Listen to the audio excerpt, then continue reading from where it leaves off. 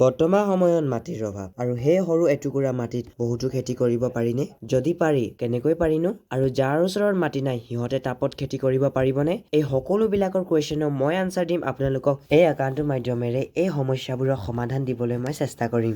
বৰ্তমান কলিযুগ খাদ্যৰ বহুতো কেমিকেল আৰু পেষ্টিচাইড ব্যৱহাৰ কৰি খেতি কৰা দেখিবলৈ পোৱা যায়। আমি সদায় দেওবাৰ বজাৰৰ পৰা বহুতো খাদ্য বস্তু লোকেল বুলি কিনি আনো।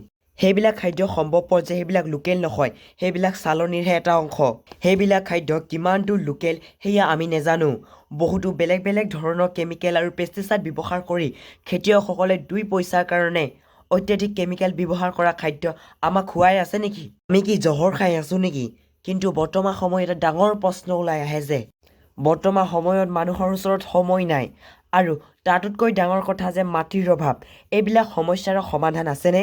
যিদৰে সকলোবিলাক প্ৰব্লেমৰ সলিউশ্যন আছে ঠিক সেইদৰে এই প্ৰব্লেমৰ সলিউশ্যন আছে।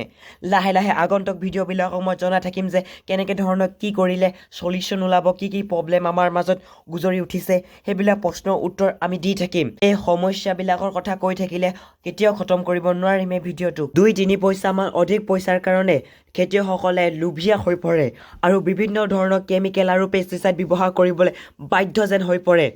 খেতিয়কসকলে শাক পাচলি বৃদ্ধি আৰু ডাঙৰ কৰিবলৈ এই কেমিকেলসমূহ ব্যৱহাৰ কৰে আৰু পোক নধৰিবৰ কাৰণে সিহঁতে কেমিকেলসমূহ ব্যৱহাৰ কৰি থকা দেখিবলৈ পোৱা যায়, যাৰ মাধ্যমেৰে শাক পাচলি হৈ পৰে এক জহৰ স্বৰূপ।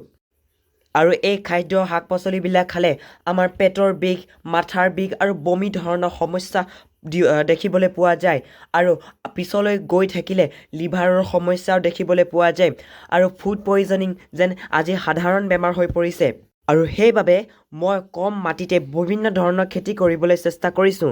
ভেন্দি, লগতে তিতা কেৰেলা, জিকা আৰু লগতে দাংবডি ধৰণৰ খেতি কৰিবলৈ মই চেষ্টা কৰিছোঁ। ভিডিঅ'টোক আপোনালোকে এতিয়ালৈকে চাই আছে যদি তেন্তে লাইক এটা কৰিব নেপাহৰিব।